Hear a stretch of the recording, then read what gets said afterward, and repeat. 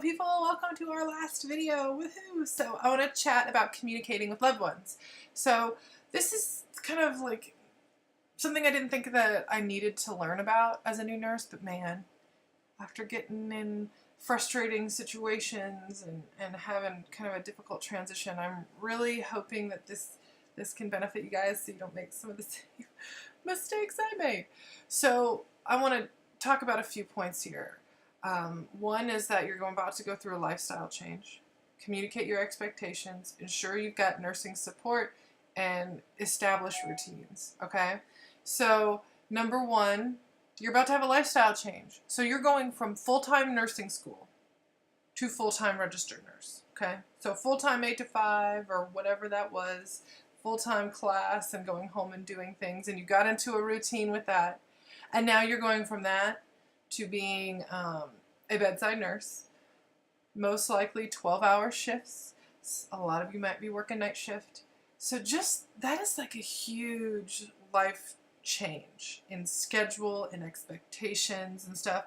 And one of the things I noticed when I started as a nurse, I was like, oh, I have no more homework. I have all this free time. I only work 3 days a week. I can do so many things. And then it's like, there's a reason you only work 3 days a week. It's exhausting. And as a new nurse, you're going to be slow.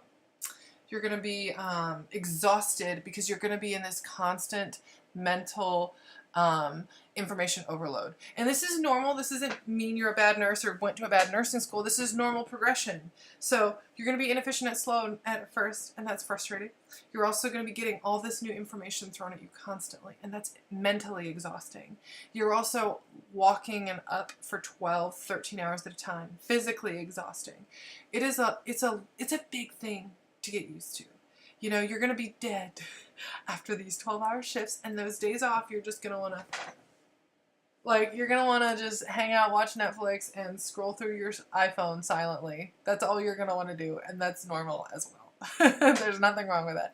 I remember when I started, I was excited, and I was like, I'm going to have all this time. I know I work day shift, and I'd have friends that work normal 8 to 5s, and I'd hang out with them the night before work, and it'd be like, oh man, I'd be going to bed at like midnight, not falling asleep till 1, and I gotta wake up at 5 something to get there for shift change. And my other friends, that wasn't a big deal to them because they had to be at work at 8, and when they were at work, they were sitting at a desk. They had time to drink a cup of coffee. They could go grab their lunch whenever they want. You know, it was just their job and stuff was very different than mine. So I couldn't hang. I thought I could do that, but I couldn't, and I had to figure that out. So I want you guys, as you go through this lifestyle change, to number one, recognize it as a lifestyle change and understand your body and what you need.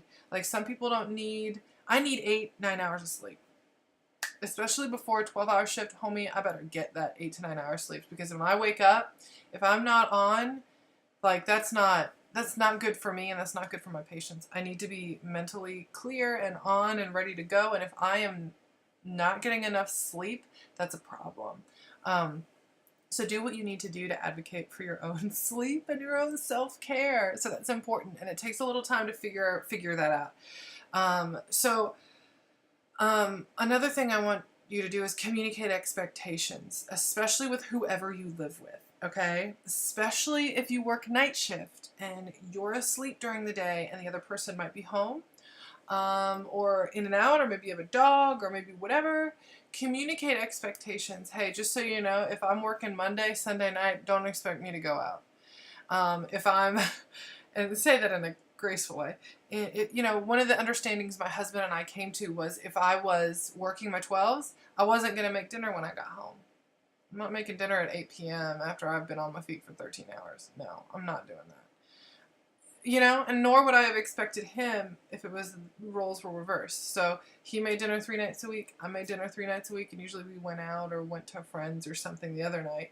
So we were kind of sharing the load. But it was like, even if he didn't make dinner, I needed to know that, or we need, communicate about expectations and figure that out, because for a lot of people, coming home and doing that is too much. Or if you're going to be on night shift, like coming home, making breakfast or making dinner before you leave, like maybe you make dinner before you leave and they make breakfast for you, or whatever it is, whatever that is going to look like for you, communicate it so you're not, getting home from work and they're looking at you like, are you going to make dinner? And you're like, did you not feed the kids? Or I thought you were going to make me dinner, like communicating about that kind of stuff. Guys, I can't tell you how important that is. And another thing is give yourself and those that you're living with some grace and understanding as you figure out your new routine and your new transition. I went out of this like lifestyle of being that nursing student and had that situated, and now you're in this totally different one. It's going to take some time to get situated in it. Okay, so give yourself a little grace. My next one is to ensure that you have got nursing support. Okay, it's important to have that support from the nursing perspective. Particularly, a lot of us aren't married to another nurse, or our roommates aren't another nurse. So if we come home and try and explain what happened, or explain something challenging that happened to us, or process something, they can't understand the expectations that's behind what we're doing and all of that. So I think it's really helpful, especially as you're a new nurse and having all these new situations, meeting all these new people, navigating all these new relationships, to process it with somebody else. So if you have somebody else in your life that you can get that support from that's not your preceptor, hopefully it's a mentor, but maybe you don't have that set up. There's a lot of great nursing support online. Twitter is great. Facebook is great. Get nursing support outside of the preceptor is so important for your growth. And finally, I want you to get into a pre and a post shift routine. So, okay, I know maybe I've got my day shift thing, and I got to get into this routine of, okay, I want to wake up at this time.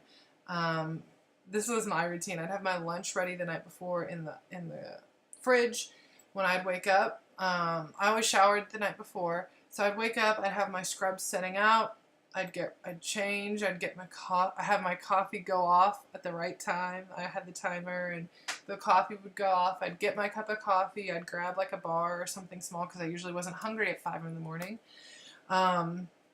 Have my coffee while I'm putting my makeup on and kind of getting ready, and I'd always have an episode of like Frasier playing, I don't know.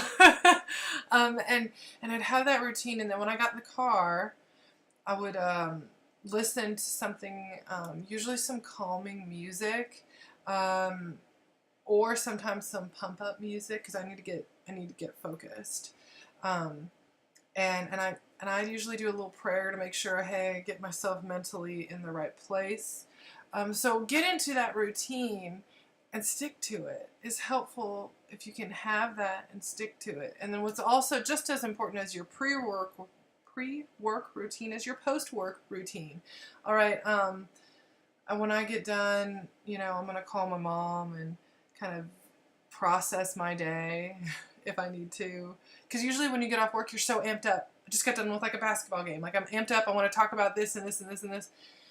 And I would kind of process my day with my mom, and then I'd come home and I'd chat with my husband a bit and take a shower, and then I would give myself 20 minutes. Say, hey man, I just need to give me some time. I'd go upstairs, take a shower. If I wasn't ravenous, I would take a shower, and I would just sit on my phone and I would flip through Twitter or Instagram and just not hear any beeps or buzzes or have anyone ask me any questions. And if I got that time to unplug just a little bit, then I was like, okay, John, now I can be present.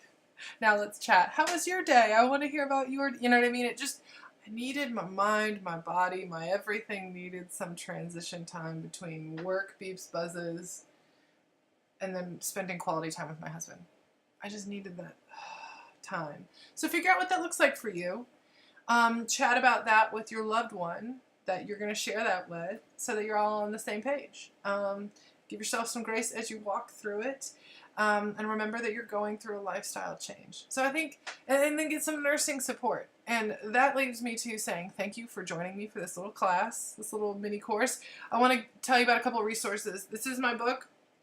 Wrote about a lot more. If you liked that information, I have a ton more in here. It's like 200, I think it's 200 pages. Yeah, it's 200 pages of new nurse stuff. So check this out. It's on Amazon, Anatomy of a Super Nurse, or you can just search Katie Kleber. It'll show up there too.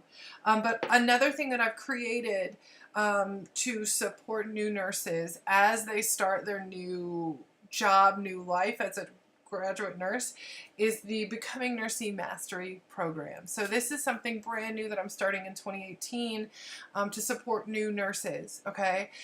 Basically, it's going to be like, you know, instead of you being thrown in the water and being told to sink or swim, this is just going to be some floaties, help you through that first year so that you can take this off after a year and just be a rock star.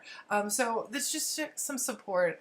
You know, I'm going to provide unlimited support within a Facebook group. I'm going to do weekly calls about content related to this book and dive into your specific questions and needs and process things. And create kind of this tribe of new nurses to create this new nursing support or new nurse support as you go through this first year.